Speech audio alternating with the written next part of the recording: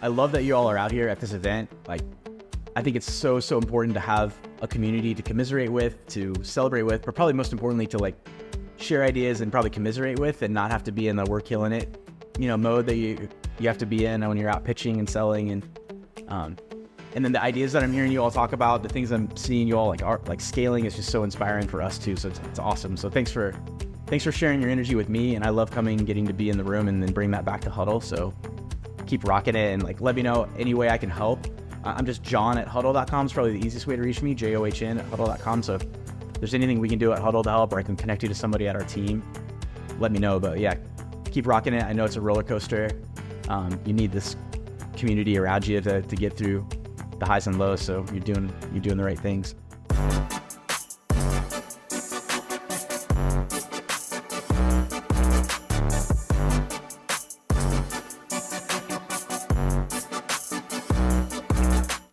Well, thank you all very much for being here. My name is Jake Birkland. I am one of the founders of Scale Omaha and on the board. Huge thank you to our board members. Many of them are here tonight. Don't be bashful. Tell people that you're on the board. And if you hear that they are, say thank you, because these events literally do not happen without them. I do want to give a shout out to Karenera, who is our Food Entrepreneur of the Month. Jackie, do you want to say just a couple of words about what Wirtz is, what Karenera is? Yeah, Hudl, we are a food manufacturing company here in Omaha. Our first product is Karenera. It's a carrot-based marinara sauce. There's no nightshades, no tomatoes. The whole point is no acid reflux. We sell online, and we're in a couple of retail stores here in Omaha and over in Lincoln, hoping to expand getting on the shelves in other grocery stores. So thank you guys for trying it. Well, without further ado, our special guest of the evening is John Wirtz, the co-founder of Hudl. John, thanks for being here. Yeah, glad to do it. It's been really fun to get to meet a lot of you. Fantastic. We always start these things in the same way. Tell us in your own words the elevator pitch for Hudl. What is Hudl? Put on the line. Hudl, we're about helping every sports team in the world get the most value out of every moment of practice and every moment of every game. And so for that means really kind of two big things. One is helping them improve performance on the field using primarily video and data to make sure that in real time during practice, after practice, prepping for a game, after a game, they can best prepare their team. We really want coaches and athletes to be able to engage at a much deeper level. We love athletes to be able to take the lead in that journey and their performance. So we think getting video data into the hands of athletes is really empowering. So that's one part, just helping teams play better, stay healthy, win more games, enjoy sport. And then the other piece we do is for any sports organization to be successful, they've got to engage with fans. For a club, a lot of that's engaging with parents. So maybe like a club team doesn't have a giant fan base, but you do have to engage with parents, grandma, grandpa. For high schools, colleges, all the way up, the lifeblood of a sports organization is engaging, growing their fan base. So we use that same video and data to help them engage their fans, get them out to games. If they can't be at the game, watch the live stream, get them highlights of the athletes they care about, help those fans support the program by paying for those live streams or watching advertisements, whatever it might look like. And we really believe that we can take, the average high school athletics department budget and over time bring $10,000, $20,000, $40,000 of really net new revenue into that budget that they can spend on equipment and really, helping more athletes get to play sport. So those are two big categories. I guess the third I'd mention is recruiting. So a big part for Hudl is helping athletes. Our purpose statement is get the shot they deserve. How do we help every athlete get the shot they deserve? And so a lot of that is helping athletes be able to get noticed and get recruited. And on the other end, help those organizations that are recruiting athletes find athletes that actually are going to fit their program. So fantastic. Longer than an elevator speech, but the beginning part would be my elevator pitch. And it's really ultimately helping athletes get to enjoy sport and play for as long as they are interested in playing and enjoy it as long as they can. That's great. We must be in a high rise because that is, you're not wrong. That is a really long elevator pitch. Yeah, true. But in terms of scale, like where are you guys at today? How many employees? Kind of take it how you will, but in terms of scale, where is Hudl at right now today? Yes, we've got about 1,500 employees, roughly half here in the U.S. and half outside the U.S. across about 20 different countries. And then we have another 2,500 employees based in Hudl, India, that are breaking down video on behalf of our coaches. Just amazing analysts that are tagging over the course of the next 12 months. They'll tag about 1 million, probably close to 2 million games actually over the next 12 months. So about 4,000 employees total between India and our team outside of India. And then in terms of customers, we work with about over 200,000 teams now. So 99% of high schools use Hudl for typically a couple sports, and now I think over half the country is using Hudl in the high school level for their whole athletic department. So that's been a big push of ours over the last 4 years, is going from a American football system to a football and basketball system to an athletic department-wide system. And then we work, in about 2015, we really made a push into the professional sports space, which it was interesting for us because that's where we started in 2006. We thought it was going to be all about Division I and NFL and football.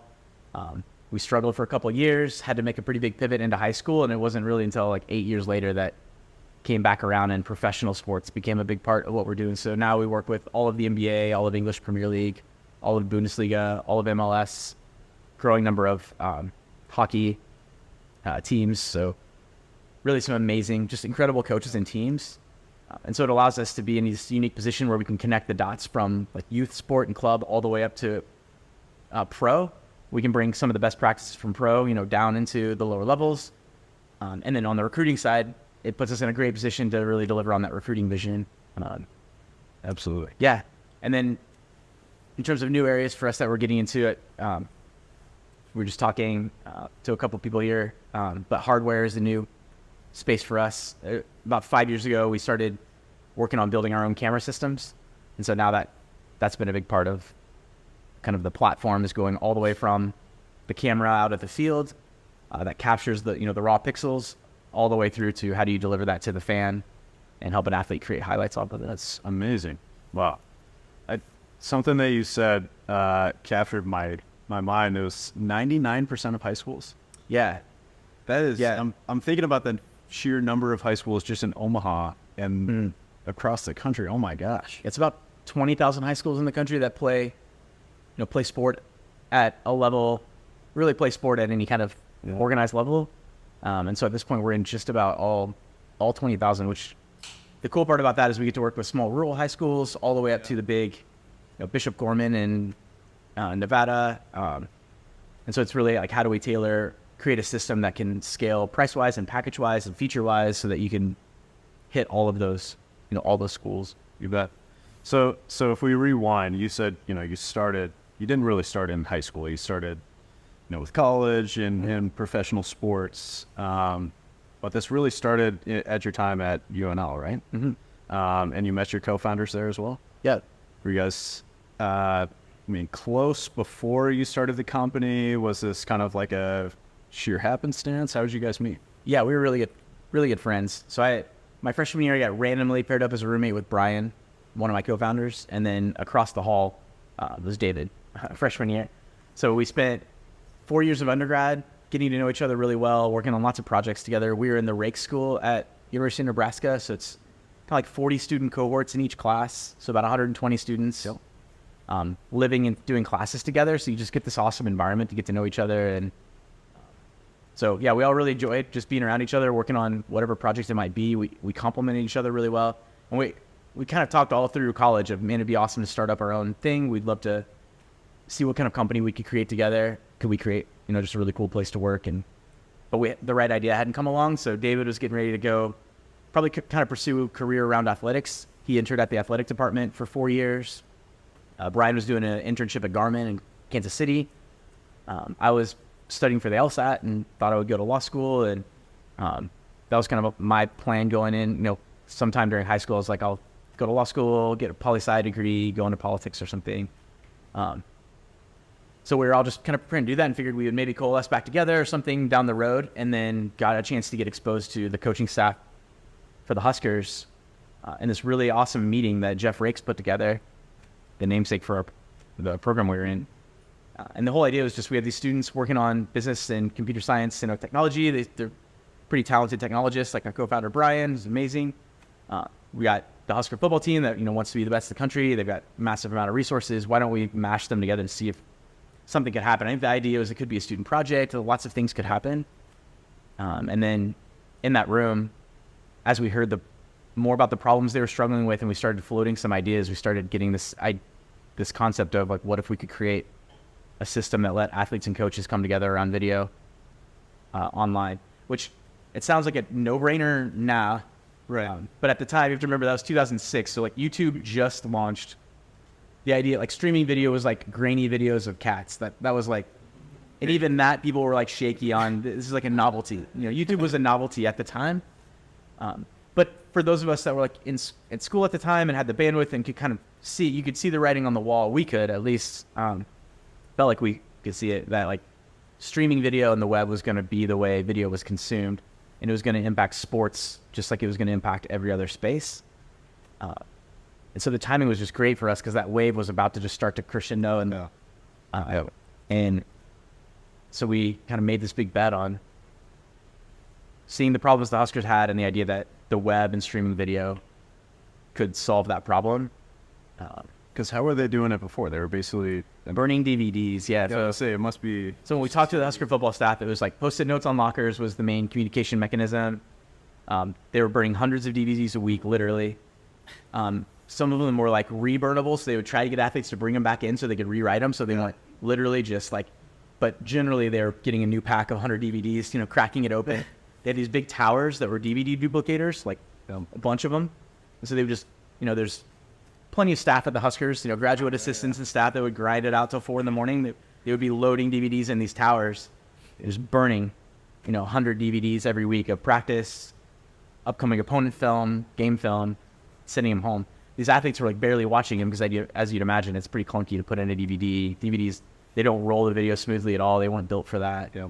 And then they were handing out these big paper binders. So if any of you in the room were seeing that, you would be like, this seems messed up. Like, yeah. It's painful, almost. Like as an athlete, I imagine like you're getting these videos, but they want you to watch the whole thing, but they really want you to focus on something specific. You're gonna like get the remote and so there's kind of two key pieces to our value prop that just like made coaches' eyes light up. One was, in Division I, coaches are limited to only 20 hours of in-contact time with athletes. Like structurally, they can't spend more time than that with athletes because it's student athletes, and they don't want these athletes to be coaches demanding them to be in there with the coach, 60 hours a week. So anything that can extend that coach's impact beyond that 20 hours was very interesting to them. And then two, being able to track who watched what and who didn't was like a football coach's dream.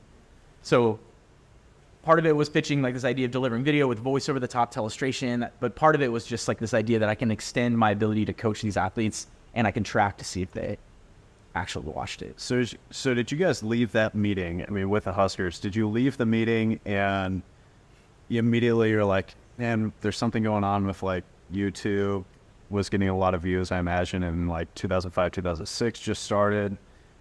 Were you really like connecting the dots right then and like, this is it? We can definitely get a platform going where we can share video. And I feel like the seed of it came together fairly fast. This idea of like portal would be the term back at the time, but just like a system that brought multiple things together in one place. The seed of that idea came together. I think what got us excited was, so when we're in the room pitching to coach, it was Bill Callahan at the time, and he had come to Nebraska from the Raiders, so he was in Oakland, so he's in the Bay Area. When we're in the room, like with other people that were pitching and throwing out ideas, the idea that kept getting talked about was this idea of virtual reality play like reps, essentially. So how could I put a helmet on and in VR like get reps of the playbook? Which, I mean, sounds great. Keep in mind that was 17 years ago, and that's still not a thing. Right. Like teams still aren't even using Oculus to do that right now, like maybe a little bit. So everyone was fired up about it. VR was nowhere near close enough to deliver it. And the thing we did in the meeting was we were just like, I think that just sounds really cool, but here's what I think you actually need. And Coach Callahan's reaction was, that's the first time I've heard a pitch that actually addresses like our real problems. And I was in the Bay Area getting pitched by everyone. And we're like, okay, that gave us like a little jolt of confidence. Like, okay, maybe this isn't like magic. Maybe you just have to like not have an ego and not try to have the coolest idea in the room and just look at what they're struggling with.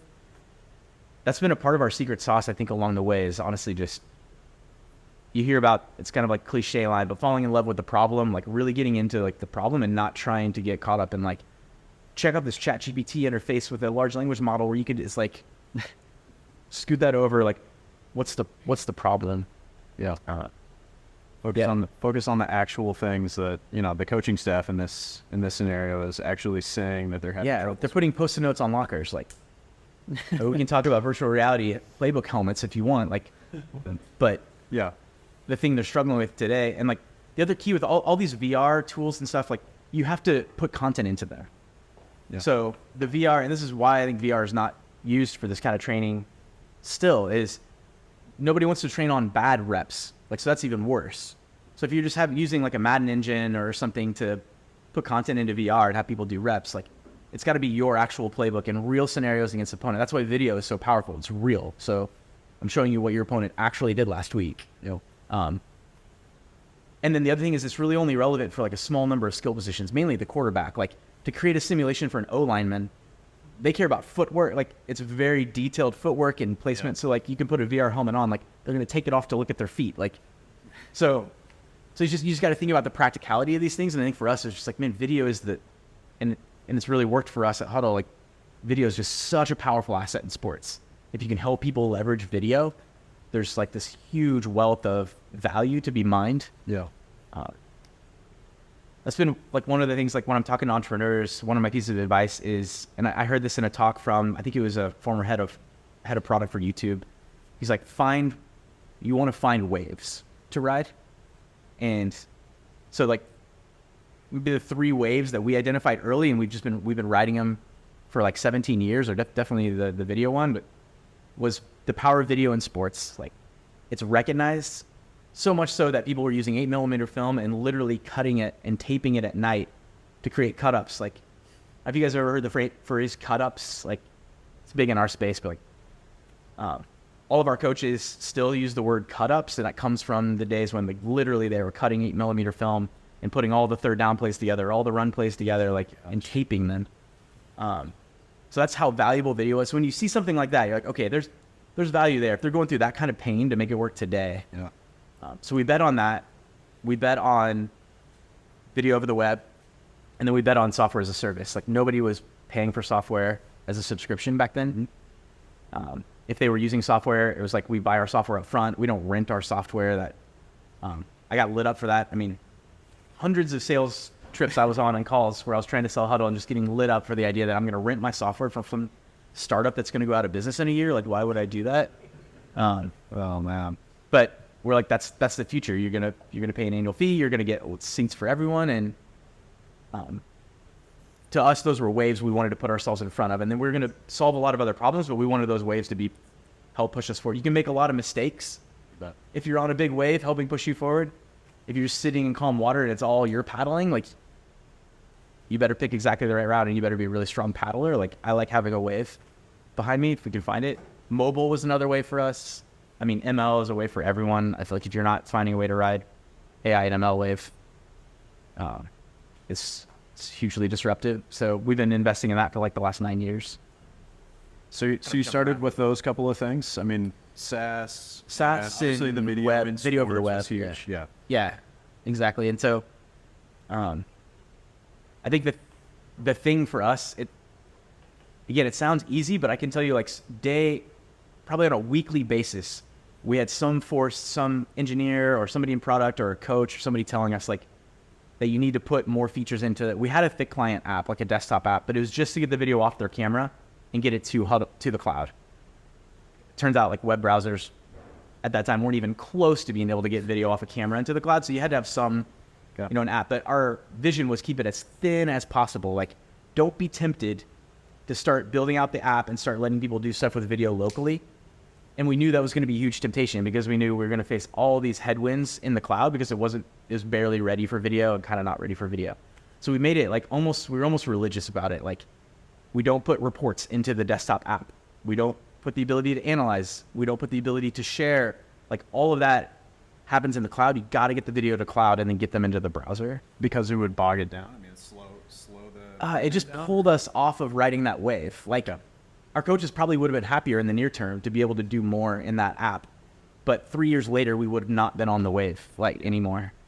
So that's kind of, you have these like local, if you go for the local maximum, I think you're going to be in trouble as a startup because plenty of other companies are already going to the local maximum and they're bigger than you. So you kind of got to sometimes go for a local min where you're dealing with pain. All these coaches were like, this isn't secure. I don't want to put my video in the cloud. It's kind of grainy. It doesn't look as good. It doesn't rewind and fast forward as smoothly. All those things are true. You're going to go down. I'm not going to be able to access my video. That happened. Like, on Saturday mornings, we had our site go down and all these football coaches couldn't run their meetings. And like, we thought our company was done. But even in spite of all that, we're like, but that's the future. So we're going to take you through that.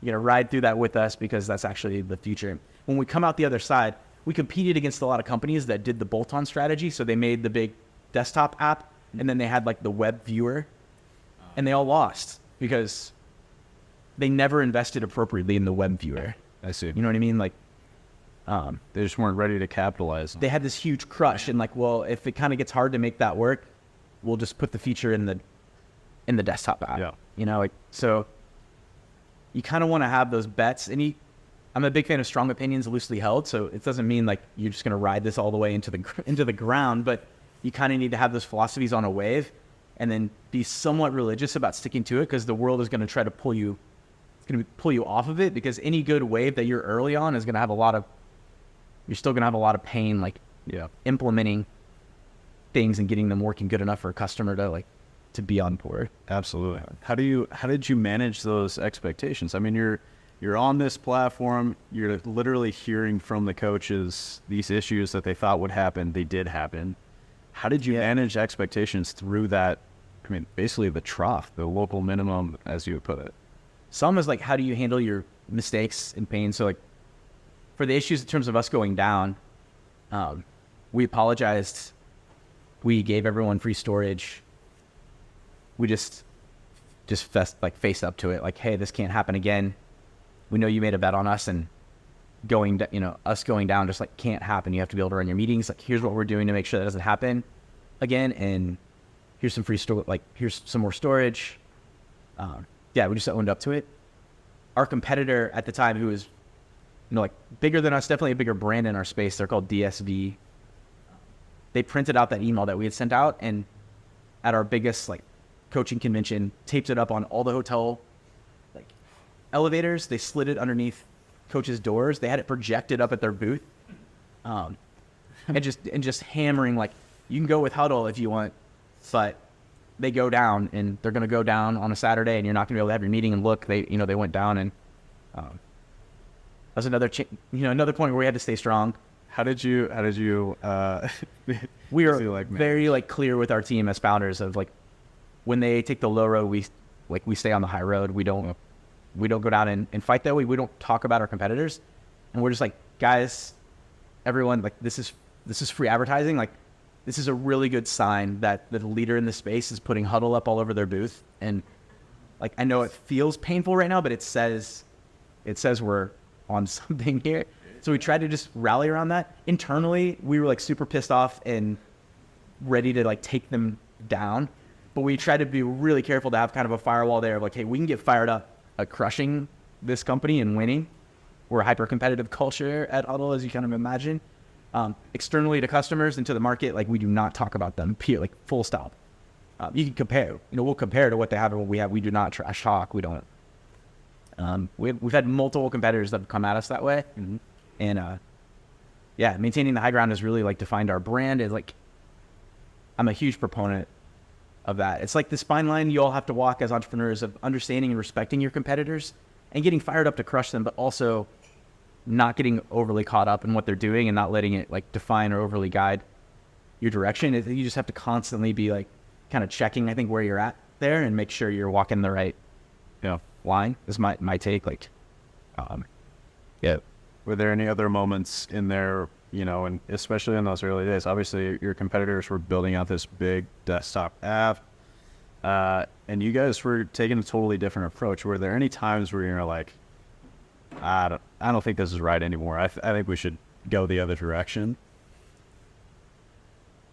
Yeah, I'm trying to think of. There wasn't really a time where we felt like the vision was right on like, but there's major times where we questioned like the markets that we were going after. And eventually we had to completely change the market we were going after. So in 2008, after 2 years in 2008, we pivoted. We started exploring a pivot into high school and took the price point from $50,000 a year to $800 a year. Took the system from being like some servers on site to make it work and a heavier weight apps to make everything work to completely browser based. Our servers were hosted in Sandy's on O Street in Lincoln, like above Sandy's, not in Sandy's. That'd be weird, but above Sandy's. So this was like right before cloud, like AWS took off. I think within a year we had moved it all into AWS, and we're one of the earliest customers on AWS. But yeah, so that felt uneasy. Like, is the browser going to be able to handle this? So we definitely questioned at times, like, are we pushing browsers too far? Like, but the thing that helped me was we were also dogmatic about the team to counter that. So you talked about kind of how do we counter it? For all their concerns they had about the things I talked about, what we came at them with was, but you get Hudl for every team. So if you buy Hudl for football, you get it for varsity, JV, sophomore, freshman, and you can give it to your middle school. So we're like, you get to equip everyone and every coach and every athlete. So we had no seat limitations. So that was like part of how we came at it and took like hit our vision home is like, you can go pay for a seat of software over there. You'll get one laptop you can do video on. You're passing it around between your coaches.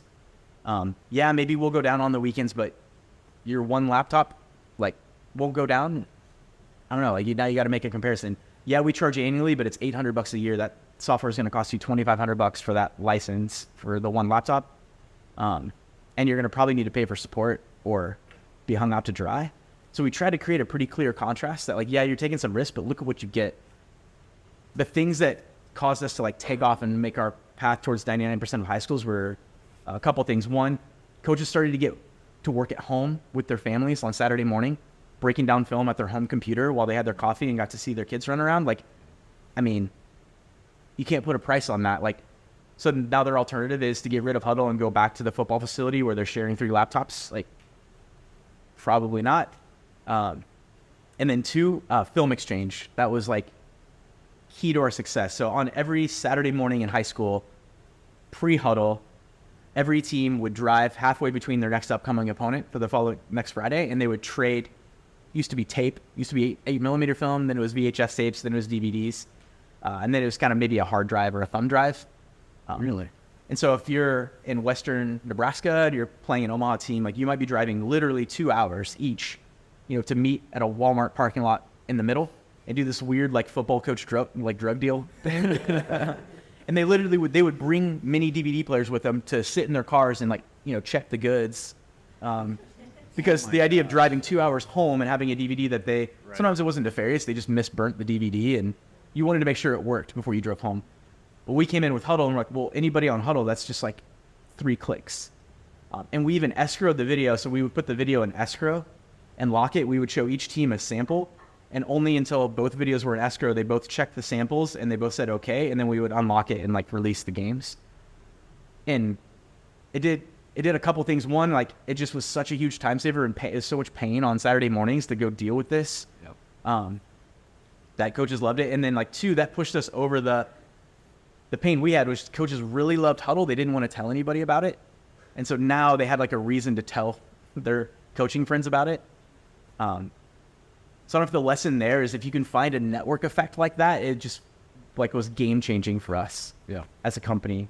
How did you even learn about that? Pivoting into high school, it was on our list of features that we thought would be valuable. But honestly, if I had to do it over again, we would have moved it to maybe to number 1. I don't know. I don't know. Did immediately? I mean, were people begging you for the features? Yeah, that was another really good signal. yeah, it was a really good signal. Like our high school coaches were hyper vocal. Like as soon as we started rolling it out, we started getting like really vocal feedback about film exchange. So that was definitely one. Recruiting was a big one. It's like, hey, if you have all my video, I'm having to help these athletes like burn DVDs to send to recruiters. Like, can you help me with that? Because there's another really painful video thing I have to do. And these athletes were having to go pay services like $3,000 to make them a highlight tape, and the highlight tape was garbage. Like it was a complete bottom feeding industry on vulnerable athletes. Like these recruiting services would come in and they're like, well, we'll get you recruited. And all they would do is make them like a crappy highlight DVD and then send it to maybe a couple of their friends. Like you can imagine, I'm a parent, my kid wants to play at the next level. Like I'm desperate to get any kind of help. So that became another big wave, or another big power for us, was like leveling the playing field for athletes of like, hey, every athlete has great highlight tools now. Stop paying these bottom feeding services that are quasi agents but are all crappy at it. And we just included that for free. So that was another one of our counters to like the DSVs of the world, was just, oh, and also like you can make all of your highlight reels for free, and all of your athletes can send those links out to as many recruiters as they want to. Wow. So we're trying to just make it so compelling that you just weaved all of your video workflows into this system. The other cool thing about Film Exchange was once we got like, say as a conference of 10 teams and we got the 10 teams on, when one team wanted to leave to try a competitor, the other 9 teams were like, hell no, like get the hell back on Hudl, because they don't want to deal with one team. That means all of them have to deal with one team sending them a DVD or they have to drive to Walmart each of them one other week. So we created this stickiness where it was like, I don't want to be the team that hops off Hudl because I'm going to just piss all these other coaches off. That's really interesting. Did you have like the foresight? I mean, did you know that was going to be the case? Like kind of a... No, like definitely not. I mean, we knew Film Exchange was a thing, and so like that should be a feature, but it was like a feature in a list. We didn't have the foresight to realize like the network effects and kind of stickiness of that would be a key to growing in high school. And it's still a big factor. So now we're still like, that vision is a huge part of our strategy, but where it went from is it started with direct one-to-one exchanges. We just escrowed it and made it instant, but you still had to go like find that other coach on Hudl or email them and be like, hey, do you want to trade on Hudl? What games do you want to trade? And then they did the trade. Then we moved to league exchanges. So we're really trying to push people to like, hey, have your league on here, put all your games in as a league, and then anyone in your league can go pull the games out they want. And that's what like the Huskers Division I have been doing that for years. The NFL did that for years. Now our vision, we call it the Global Sport Library. The vision is like all of Nebraska football video is on Hudl. So you shouldn't have to do any of that. What we should do is just let you go in, search for your next opponent. So say it's Millard North High School, go to their team profile page, and not only are all their games there, but we've also already computed like, here are their top plays and formations, here are their top, like, we'll go ahead and tee up the analysis for you because we already have all the content. So you shouldn't have to do any exchanging. Like, so that's really the vision of where we're going to is the Global Sport Library is this content base that sits underneath everything we build. You kind of think about it like LinkedIn's network. That's an analogy we use a lot. Like LinkedIn's built this incredible network underneath of every, job seeker, employee, employer, organization. And then like the tools they're able to build on top of that are just incredibly powerful. And the engine is just making sure that network stays complete and high quality and deep. You can build recruiting tools on that. You can build networking tools. You can build education and learning tools on top of it. So we kind of think about the same thing with all the game film we have in that library. And that's really the vision with the cameras, is if we can put this magic box up on every gym and press box that just captures the game, now the coaches don't have to think of any of that. Literally, you just go in, type your next opponent, start scouting them. After the game is over, there's an email or push notification that shows up that has 5 playlists you should watch for each athlete, coach. We talk a lot about, I'll stop after this and then you can fire other questions. This is my world. I'm like excited about the strategy, but we talk about Spotify as like an example for us a lot, like the music industry. It started with physical media and then kind of moved into the Napster era where you had to go like find all your music and like organize it into folders and try to rename the garbage titles and stuff. Then iTunes came out, and now it's Spotify, and like literally I'm in the morning and I pull it up and it's already got like my suggestions for the morning. Like really want to take our industry on that same journey where I open the Hudl home screen and I know who you're going to play on Friday. I know how your practice went yesterday. I know what training you have coming up. And all of that is guiding like the content we're putting on your home screen for each athlete, for each coach. Yeah. I mean, making the jump from software to hardware is a huge jump, right? I mean, it's totally different ball game. You have to deal with inventory and, basically like cost of goods and all of these things that are just really problems in hardware, whereas software is, I don't know, maybe a little more straightforward on that front in the fact that you don't have to have this big warehouse of things. Yeah. I mean, what was really like the thing that really made you decide, yes, we're doing this? We resisted it for a long time. We explicitly said, like, we are not a hardware company. We're a software company. Again, back to strong opinions loosely held. The thing that made us change on it was, one, it just became so clear that that's the future of capture for sports. And so we can either do it or we need to be prepared to integrate with the people who do it. But like the world of people using their Sony Handycam or their iPad to capture, like became at a certain point clear to us, like that's not the future anymore. So there was a wave that was going to happen, and we could kind of decide, is that one we want to, how do we want to ride that wave? Yep. You could make hardware, we could partner, we could make sure that Hudl is just a place all that content lands. So that was one factor, but that didn't push us into we need to be building our own hardware. That's just like we need to make sure we are tying into that future correctly. Two is like compute at the edge for us is pretty important. Like mainly because when you send video up to the cloud, you really need to compress it. Even with the connectivity we have today, our camera, like our outdoor camera, for example, has 4 4K lenses. Like we just can't send 4 4K feeds up to the cloud yet. Someday that'll probably just be negligible, like send up everything, have at it. And then our portable camera has 2 4K lenses, and that's getting used out on like a club soccer field in the middle of nowhere sometimes. And so we're having to rely on 4G.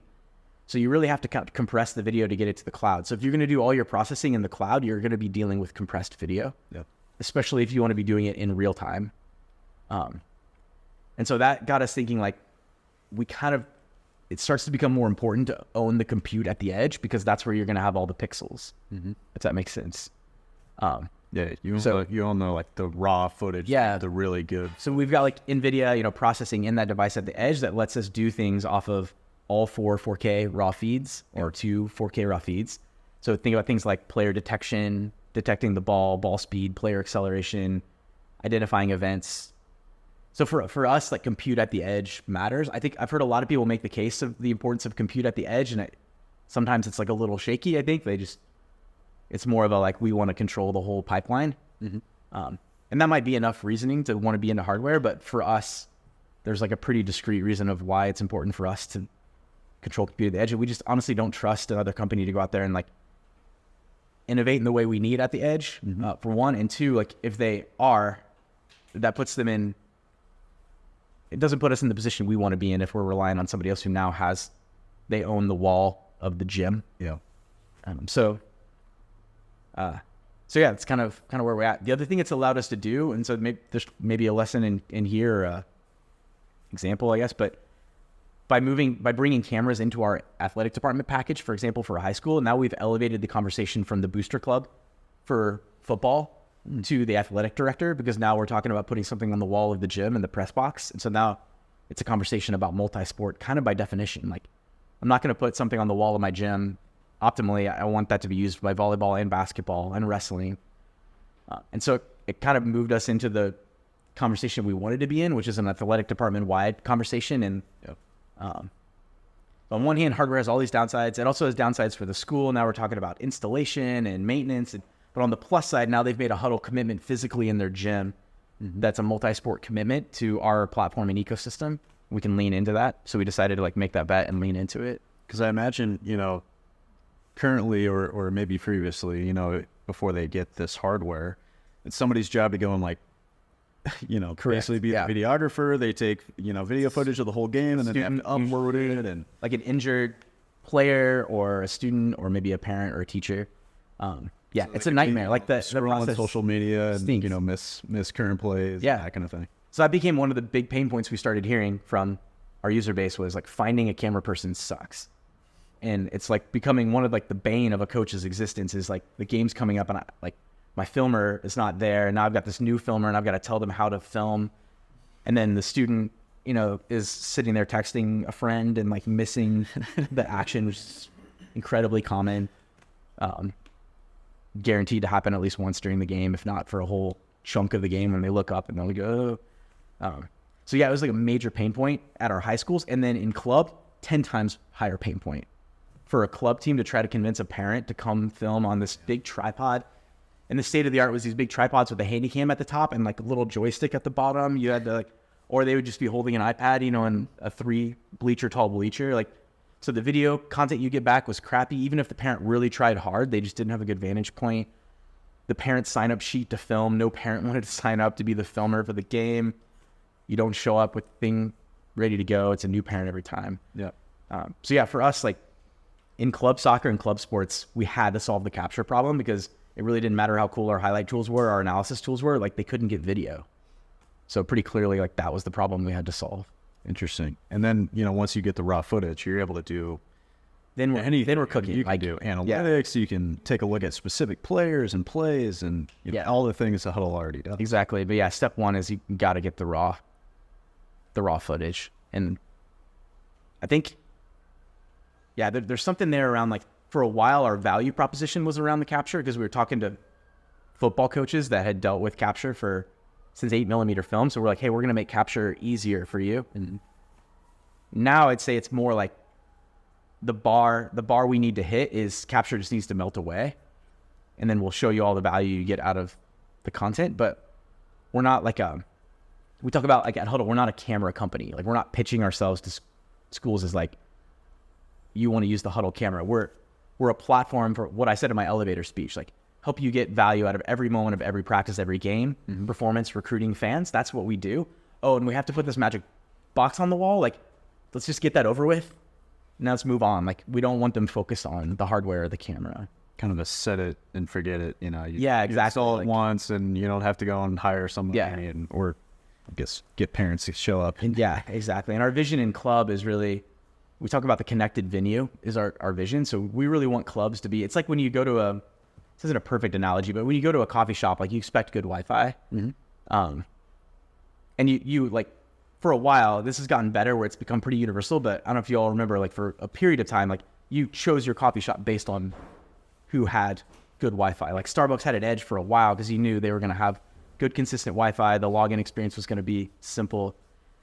We're at the stage now of like the beginning of that where there might be one coffee shop you go to that has decent Wi-Fi. Like that's the state of video capture in sports. And so we want to be the people that empower those fields to have capture as like ubiquitous as like lights and turf.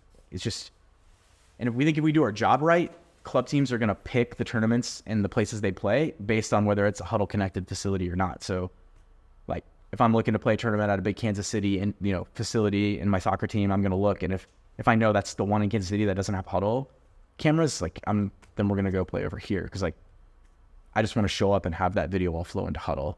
Yeah. I don't want to think about it. So that's really where we ultimately go. It's awesome.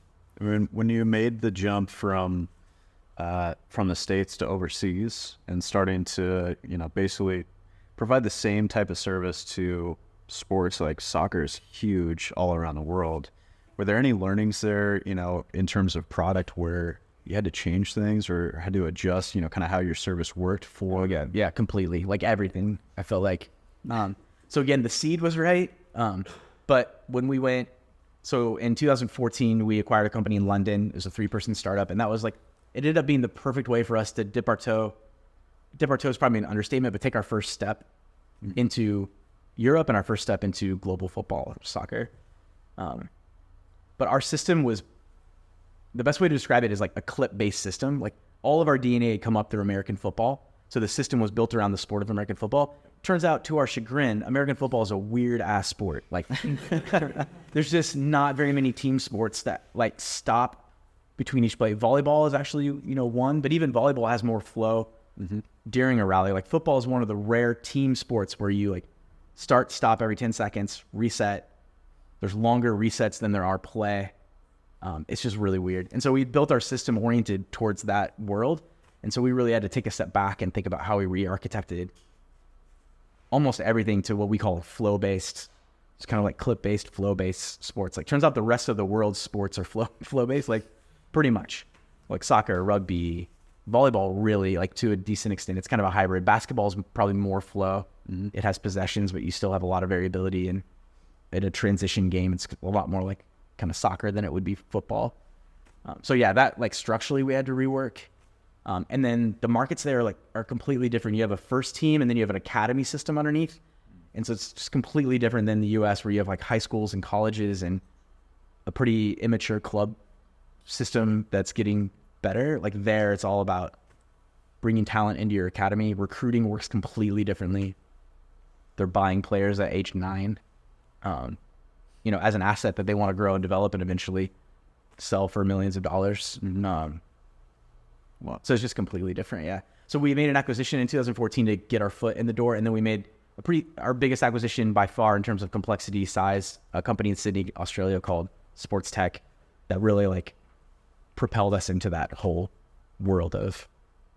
And what did Sports Tech do? I mean, why acquire them versus somebody else? So they had like the leading system for global football. It was a desktop application. So we saw it as a great opportunity. It was a desktop application sold as a perpetual license. So we're like, okay, there's a wave here we've ridden that they haven't yet. But the technology was awesome, like really powerful, but it ran on Mac, on a Mac. And so we came in with the thesis, like we could buy them. That's going to get us into all these, 14 new offices, understanding the market, into all these organizations. But now we're going to have to go on the journey of convincing them to pay us every year, even though they've all bought the software perpetually, which that's a journey. I can definitely talk about that. Like switching to SaaS off of perpetual is not easy, but we have an awesome sales team. So we figured out how to do that. And then really started backing that software with a much more cloud oriented model. And we're still on that journey. Like 7 years later, 8 years later, we're still gradually like moving that market to a cloud centric view of the world. But yeah, that was awesome. Like it just infused our company with all of this global football DNA and rugby DNA that it would have taken us a while to build up. We literally had to have a meeting to change what we called football. Like we brought the whole company together. We're like, we are a global company. We're here to build a global company. We're not that yet. We're like Ted Lasso season 1, episode 1. Like, but here are the things that we're going to start changing. And one of them was like, it's American football and global football. We don't want to hear anyone saying like soccer in our internal meetings. We say American football. And when we're out in market, I don't say American football to a high school football coach. They're just like, get the hell out of here. And we say soccer to a soccer club, but like internally, our documents, everything. So we definitely went on this journey of like, what is it going to take for us to become a global company? We had to rethink kind of culturally, what does that mean for us? How is our culture going to be the same in ways, different in ways in these offices? How are we going to travel and meet up? Where are we going to meet up? When are we going to go over there and meet versus here? We try to be like really good listeners to that team too, of like what is super American about what we're doing that we're not even aware of, because there was tons of it, like language and behavior and meetings that some of it stayed because we think it's the right thing to do, and some of it was just American stuff because that's the only thing we knew that we could adapt and be much more global. So yeah, that was a journey. Do you have any examples of things that, like we would do in a meeting that didn't play so well? Yeah, I'm trying to think. Some of it's just the language, like just talking about like, something being killer, or like, let's go, like just the rah kind of culture. Just, for our team in the UK, they're like, that's enough. Like I can't even like hear it anymore. It's just, yeah.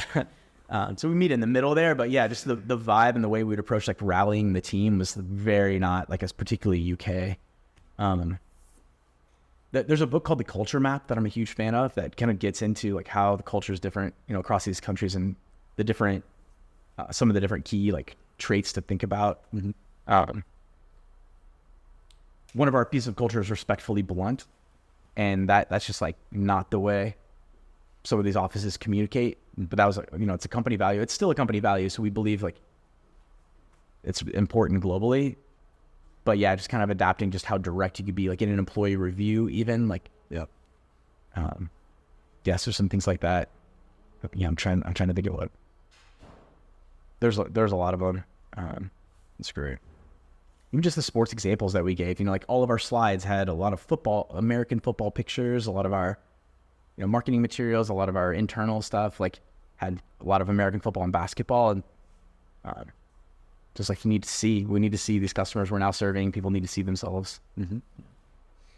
My last question, and then, I'm certain that people in the audience have a few questions as well. When you're looking forward, the big idea when you guys were first meeting with the Huskers was basically VR. I'm going to put on this headset. I'm going to do the plays and learn that way. We have a ton of really cool technology happening. I mean, right now with AI is really interesting. Is there anything, looking forward that you find super interesting, or things that you think are going to be the next wave?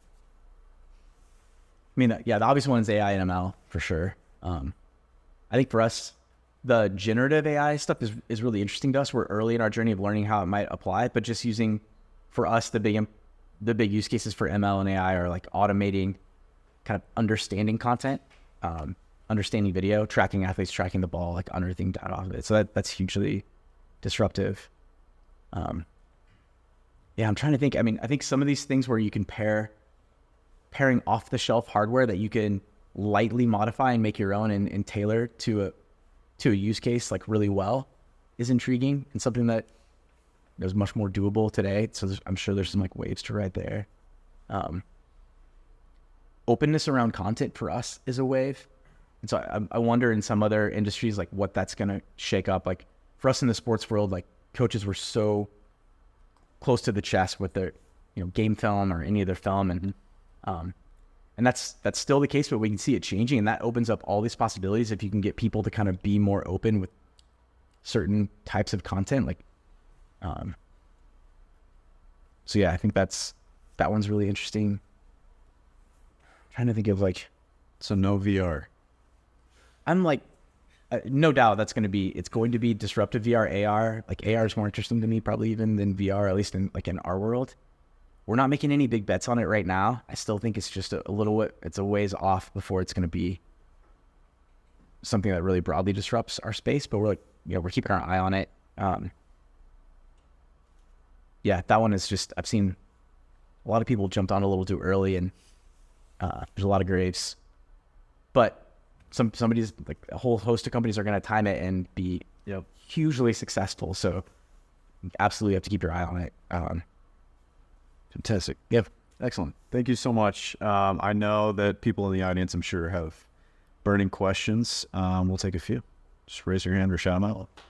Okay, this is a little bit the freight tower comes for responsibility kind of thing. How far away are you with some of the ML AI thing that's happening that you could do like a self-scatter report to a team, maybe bar steps of this foot on run play or steps, or just stand straight up on the pass play, or maybe the way it's linebacker bails inside hook to curl kind of a thing. Are you able to get this kind of material out there where you could like provide a scouting work for a team using generative AI, where you could see tendencies down to a player, not just to place specific for down and distance specific information? Yeah, I think really close. We're only limited really by the video quality. So there's already companies that are doing pretty incredible stuff with just optical in the sports space. One's like Second Spectrum would be an example of one. Sure. Hawkeye, but they require multiple cameras to be fixed installed in more of a pro. It's like a pro install. Even for pro teams, it's pretty heavyweight. So for us, we really have to build all of our technologies to work off of like a single vantage point, affordable camera, or our own cameras, which need to be affordable. So that's really our limiting factor. But if you add enough camera vantage points in, that can be done like today. Allow a team to pay for that though, to get scouting from somebody else, or is it more? 110%. Yeah. I would allow them to pay us for sure. Yeah. I like the way you phrase that. It's a very polite. It's like a polite way to say that. But yeah, for sure. I mean, that's kind of that global sport library vision for us is kind of, if we can create the right incentives for teams to give their content in an open format like that, or an more open format. So we don't need a football coach in Nebraska to say, here's my game and do whatever you want with it. What I need them to say is, here's my game and I want it to become part of the Nebraska exchange. Yeah. And that means Hudl will take it and we will analyze it and make, bring that data into this data pool and provide that kind of analysis. But in return, that coach gets to tap into all of that. So it's kind of a give to get model. And if we do our job right, I think it'll be pretty irresistible and also just hugely valuable for them to contribute to that exchange to get back the value. So What about reffing, Curtis? You guys get content? yeah, most officiating organizations in sports where we have a lot of market penetration use Hudl as well, and they have coaches send them like any call the coach is concerned about. They'll have coaches send in so they can review and learn from it, and then they do the same analysis that you'd imagine a coaching team do. Like at the end of the weekend, they're sharing games with each other, they're going down calls, they're giving feedback, and the managers of those officiating crews are going in and reviewing and giving feedback. So that's been cool. They don't have like big budgets to spend. But it creates, again, that network effect, sticky glue of like, if the officiating organizations for the state are using Hudl and relying on it, they really don't want any teams hopping off Hudl because that's video that's powering their progression too. Good. Thank you. So, on the time. I'll let you go for it. Yeah, back in the corner. Good, Tony. Specifically, when it came to being able to build your team in India, what were some of the headaches of building out that team? And realistically, where do they fit within your work chart? I'm understanding that it's a massive company, but what does it look like to manage that? Yeah, it's a great question. Like that's been at this point, I'm trying to think, probably a 10-year journey we've been on now to get to the point where we have a team of that size that's just operating like phenomenally. We started with, so when we acquired Sports Tech, they had a small India team, but not doing kind of operational work. They were selling there, and it was kind of like a small go-to-market team in India. But that gave us like a foot in the door to just have an entity there and people in market that knew our products and knew the space. And then those team members kind of became the beginning managers for us to start building out the analyst team. So that was one part of it. It was nice to just get a foot in the door with an entity and trusted people. Two, we started doing the breakdowns here at our offices ourselves first. So I think that's really key. Like anything that you're thinking about moving to like an operation and a group, a team, third party or your own in India, you want to have done it enough yourself to understand the workflow and the process, because you're going to have to train that team and you're going to have to build the tool set they're using. So that product we call Hudl Assist. It's Hudl will break down the video for you. And we piloted that. We literally had like one of our product managers who's also a football coach just broke down film for teams on the side over the weekends for like a few teams just to see like how hard it would be for him to do it.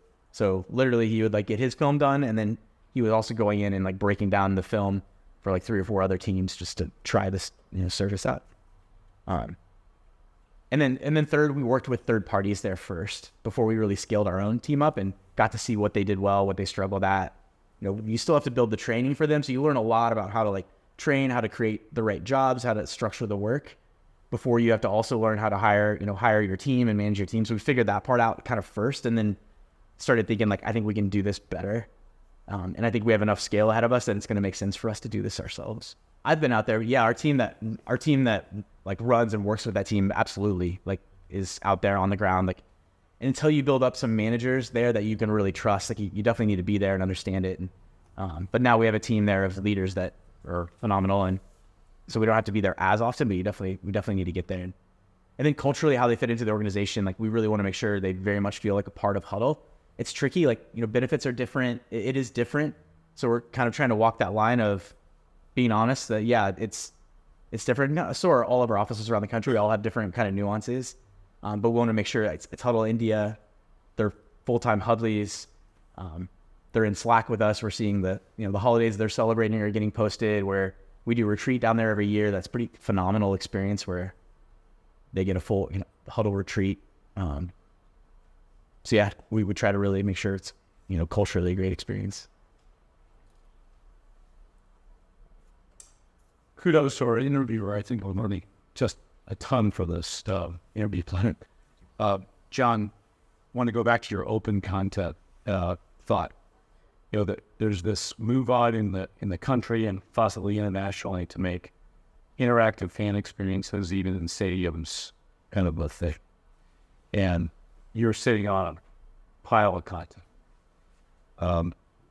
have you explored or been approached by anyone to create fan-based experiences with content? Is that something that's out there for Hudl? Like in venue, like at the game? Could be in venue, could be elsewhere, but the content's there. You had a comment that sounded like there might be a little bit of a culture shift happening with releasing some of that content. And obviously fans would be interested in it. So is there an opportunity there for Hudl at some point? Yeah, absolutely. So outside of the live game environment, like at the game, we've been moving in that direction for a while, mainly around, so when we rolled out our recruiting tools, athletes started making highlight videos. And so we had this thesis, like, I'm a big fan of this idea of like adjacencies, like get something built, but if you can kind of understand, if we get this right, these other three things happen, that can be really powerful. And then you can just like go all in on getting the thing right, because you could have, if you get 90% confidence, like if we have this content or if we have this customer base, like we will be able to do steps B and C. And so the way that kind of worked for us was like, if we can get every football team to upload every game they play into Hudl, because we're essential to them reviewing that game, trading it, scouting it, doing the performance analysis, then I feel very confident like we will be the place where athletes will make their recruiting like highlights. And then if we are the place where athletes make all of their highlights for recruiting, then I feel pretty confident we can start to build a fan experience around highlight videos, because they're self-curating. We now have a team of 7 million athletes that are just curating out the best clips for us and making them into highlight reels and adding music and putting effects on it. And so that's when the fan thing kind of kicked in for us, is like we started getting these highlight reels and we started making those athlete profiles public for the athlete to showcase their highlights. And then we started running, like once we started getting some traffic, we started running ads, pre-roll ads into those highlights. So that's been going on for a while. The new thing for us is live streaming. So we just started really getting into live streaming 3 years ago, letting schools live stream to YouTube off of our camera systems. And then in the fall, we rolled out Hudl TV. So now we have our own live streaming platform where teams can live stream and chart, either make it ad supported or they can put up a paywall and charge subscription for streaming. So we're on that journey. Now the next thing we just launched was Hudl ticketing, which may sound weird, like why would Hudl do tickets? But right now a huge majority of high schools are still doing cash boxes.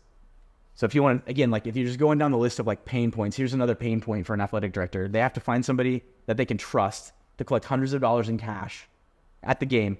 And then the athletic director has to go close that cash box up and walk in the dark at night to their car and put a box of cash into their car. It's like 1950. And then they got to take that cash box home and put it in their closet until the Monday when they can take the cash to the bank. It's crazy. That's the state of the art for like half the high schools still in the country. So one, it's a pain point for athletic directors. And then two, this is the way for us to get that relationship with every fan, that all the fans that care most about the team are going to home games. If we know those fans, those are the fans that want to watch away streams. And right now these high schools aren't building any kind of fan CRM. Like they have a cash box. They don't even know who came to the game. It's crazy. It's like, kind of blows your mind. Like they don't know who is even coming to their home games. So we can help that. So our pitch to the high school is, you're sitting on a gold mine with your content. You're not tapping into it. And I wouldn't expect you to. You're a former teacher. You're an administrator. Like that's fine. We'll give you a turnkey solution that will make you into a sports media executive. Switch this on. Sell your tickets through us. We'll build your fan database for you. We'll automatically promote your live streams for you. If they can't see the live stream, we'll get them highlights, and we'll build this fan database up that you will run your fundraising off of. So that's like the vision. Sorry, I go down these holes, but that's, I guess, maybe just explaining some of our thought process on strategy. Maybe it's helpful, hopefully, but it's like you're kind of figuring out how these puzzle pieces, how can you build something, and each point along the way, the key, maybe the most important point is each point along the way, you got to be solving pain. I heard this article like a while back, and I love it. It's like, you want a painkiller, you got to be building a painkiller, not a vitamin. I talked to a fair number of entrepreneurs, and they're giving me their pitch, and I'm like, it sounds like a vitamin to me. Like, it's like, no offense, it's the behavior I hear from their users is like, they used it and they thought it was kind of cool. And it's like, when you solve a painkiller, like when your site goes down, you get livid people calling in, lighting you up. Or, when you solve a painkiller, people use it for a bit and then the idea that you would, take it away is just hard for them to fathom. Like, so you want to kind of find those painkillers, and they might be niche and they might be tight, but then those are the things you can kind of start to build your concentric circles around. Yeah, so I'm shooting all over the place here, but yeah, so our fan strategy, we're trying to figure out like what are those painkillers we can, layer on. During COVID, I wish we had our live streaming dialed in even sooner. We had another company that's a competitor of ours that was in a good position. Like when COVID hit, live streaming was absolutely painkiller territory, big time. Like parents couldn't come to the game. So now that reprogrammed all of our ADs to be like, and it mainly reprogrammed all parents and fans to like, oh, I can like live streaming high school sports, like actually kind of a good thing. And so that we definitely got fast forwarded like 3 or 4 or 5 years forward on that front, because it got turned into a painkiller or into a pain. Yeah. Like, good. What are some of the most important hiring process you implemented early? And then if you go back and give yourself some like advice on that early like hiring onboarding process. Yeah.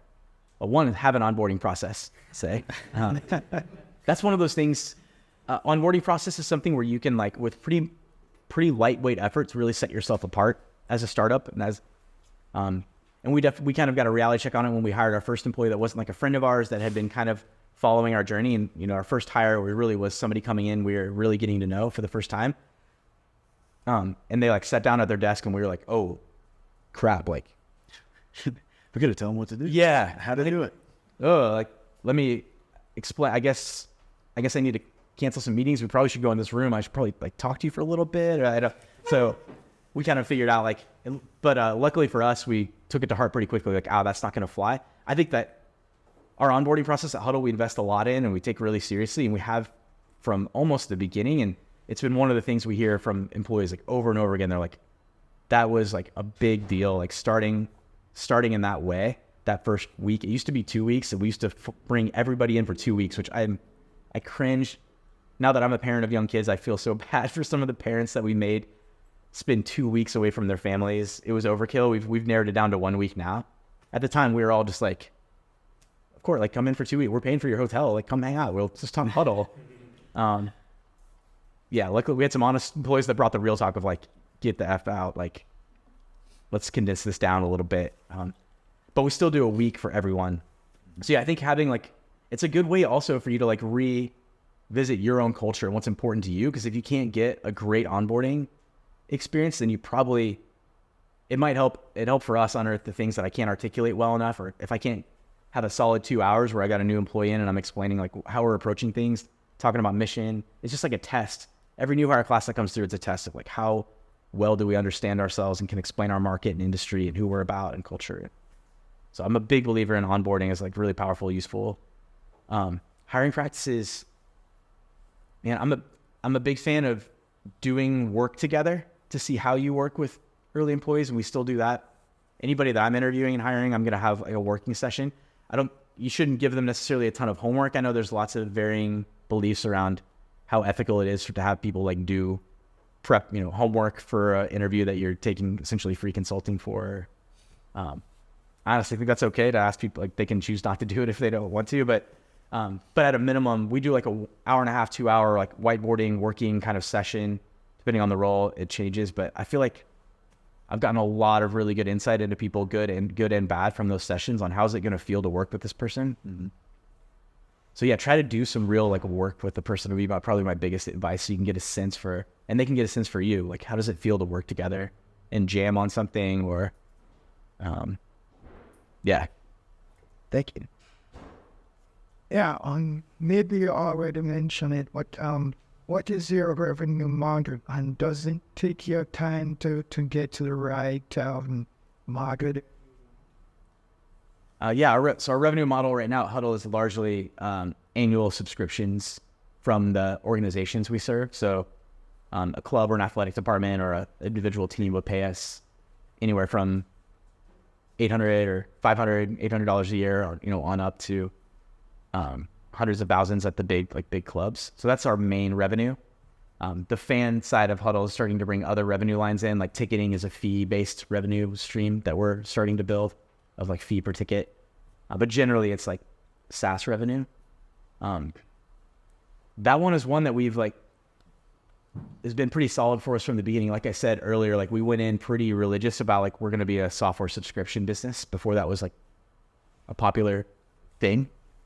I'm a big believer in like trying to get people to pay fairly early. If you feel like you've got value, it's a really good way to put it to the test. Like, are they willing to pay and pay repeatedly? So there's just so much healthiness that comes from a subscription business. I think if there's any way for you to have a business that's structured around subscriptions, I'm a huge fan. Even on our fan business side, we really want the majority of that driven by fan subscriptions. We have an ad model too, but it's so boom bust. It's so lumpy. You got to go out and sell ads. You got a whole nother party that you're bringing into the mix of like the advertiser, brand, and agency. It's like 5 parties that now you have to align. So anything you can do where it's like a direct relationship with a subscription is just like the purest. I don't know. I'm a huge fan of that. And it just puts you to the test every month or every year to make sure you're delivering that value so that you're re-upping that subscription. Craig? How do you manage like finding what those price points were that the both were accessible to the like swath of customers, but also met like more operational costs for their usage if that was like very, or maybe it wasn't that very, or but Yeah, it wasn't really so we definitely thought about like our costs, but generally for us, like early on, we were pure software and it was really hosting and storage. And so that wasn't as much the driver for us, the unit economic side. I think it's really good when I talk to startups that are looking at that early on. I think that's great. Like they're just going to understand your unit costs and know how that's going to work. For us, I can like remember that meeting really well. Like I can remember the meeting room we were in it was like our third office and the whiteboard, when we were like writing our price points up on the wall and like, what do you think? Like erase the 8, make it a 9. Like, so there's a little bit of that. Like, I guess a couple of things. One is like we were able to we kind of built it around a story that worked in our market. We knew coaches were already buying software for around $2,000, $2,500 a seat for one laptop. And so that kind of allowed, like when we backed up from that, $800 a year kind of lined up with like what they were effectively paying. So we could kind of tell that story of like, that software you're probably going to update every 5 years, 4 to 5 years. And most coaches are like, yeah, that's probably true. Like, and that gets you one seat. $800 a year is going to be roughly the same amount you're paying for that one laptop, and we'll get you your whole team. So we were able to create a story around the $800 price point. And then the second was just kind of classic positioning. Like we had a silver, gold, and platinum package. And yeah, I remember when we came up with the platinum price, we're like $3,000 a year. Like that'll be crazy. No high school is going to pay $3,000 a year, but we need the platinum package to kind of position the gold. And then we went out and like, sure enough, in that first year, we talked to Enid High School in Oklahoma, and they're like, "Oh, we're platinum. We're on platinum. We're a platinum school." Like, we're like, oh, like I see how this works. Like, there's some customers that are just gonna go platinum, like as long as it's reasonable, and they actually need it. Like, they use the storage, they use the system, but we quickly learned. So I think there's some classic pricing strategy that just works. Like, you want to position your middle packages with lower and higher prices. Kind of want to structure them correctly. You should price your higher package to really nail the market of team customers that are going to like go Cadillac. And then you want your entry, package to be really valuable, but just enough friction and pain that middle package starts to be pretty compelling fairly quickly. Like that kind of thinking through that kind of stuff. That's how we approached it. And then the prices have held up pretty well. One other like lesson learned, I feel like as shares, I would bake in price increases structurally from the beginning, and all of your contracts were like paying the price for that still today.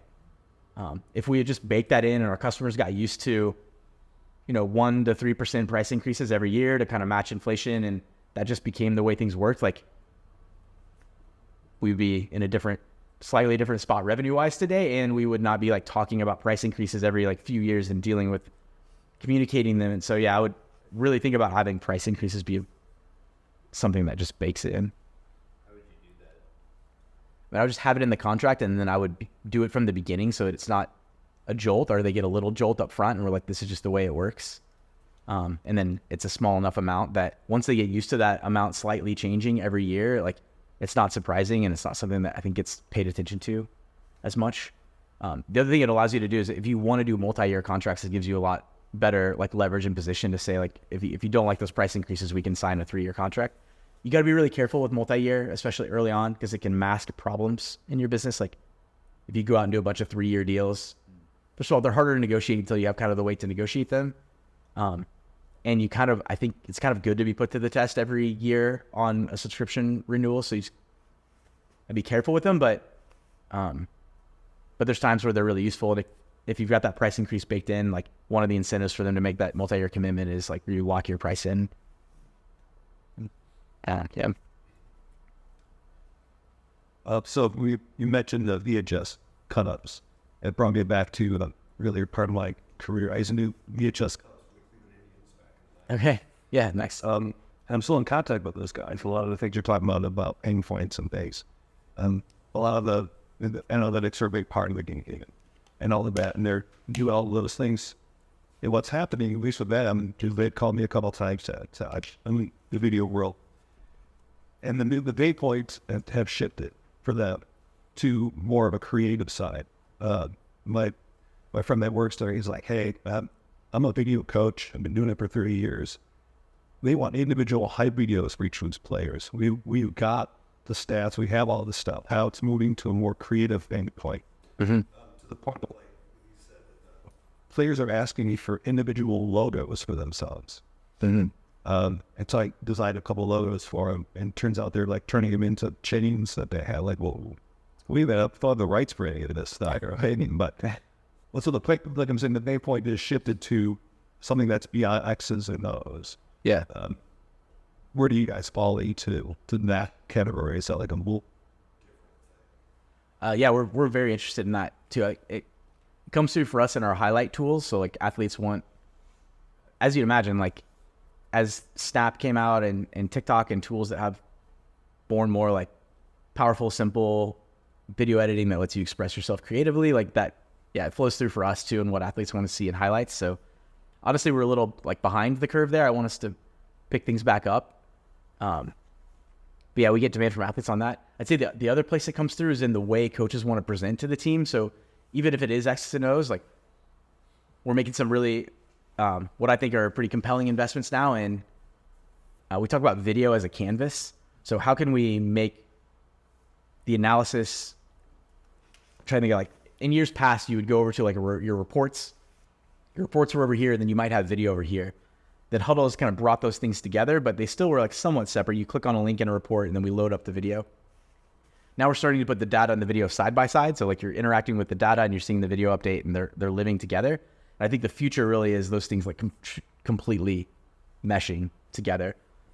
And so that allows like much more interesting, creative, compelling, even kind of presentations to the team, where you can imagine like the basic example would be, you see a shot chart here and you watch the video. Imagine if that shot chart just got, embedded and overlaid onto the basketball court itself. So like pause the video, click on, number 13 in the corner. If you want to see their shooting heat map, is like the video just shows it to you without you having to go over, change your context at all. Like Google Maps is the example we talk about at Hudl more and more, where it's like the map, the map canvas is the application, and then everything is kind of overlaid and integrated. If they're going to suggest you another route, it's not like another tab or a UI here. Like the suggested route just shows up, and the additional time that it's going to take is like right off the route. So like that's really where we want to go with video. But I think it gets at what you're saying. Like it's a more expressive, better storytelling. We talk about at Hudl a lot too. Like ultimately our tool is kind of a communication tool when it's at its best. And storytelling with video is really what we're trying to do. Like there's analysis and stuff, but what you're truly trying to boil it down is to like a 4-clip playlist that athlete or that recruiter's watching that tells a story that's really compelling and simple.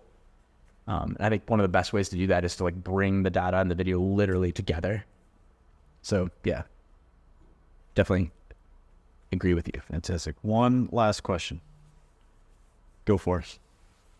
Phase one is a lesson learned while scaling into the cloud.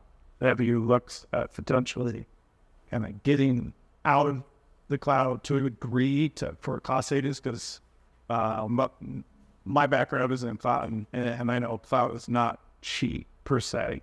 And considering your scaling that you've done over the years, I'm sure it's gotten expensive. So yeah, we definitely talk about it. we're still kind of all on AWS, like S3 and EC2. Yeah, for us, I think we're still a little ways off from having the scale where we really make sense, not only for like cost-wise, just straight up, but the time to migrate and change our infrastructure. Right now, it's just, there's so many things we're trying to get after and grow that the opportunity cost, honestly, like, is what knocks it down. Like the idea of pulling off a chunk of our team to go become multi-cloud or to move our storage to something hosted in a different way. We just can't slow down to do that right now. But we're definitely starting to look at those things more and more because, yeah, the dollars are starting to, the equation and the ROI is starting to like, get to the point where it might flip, where something like moving some portion of our storage or changing our approach could make sense. Yeah, speed is just so important. Excellent. Well, let's get a round of applause for John.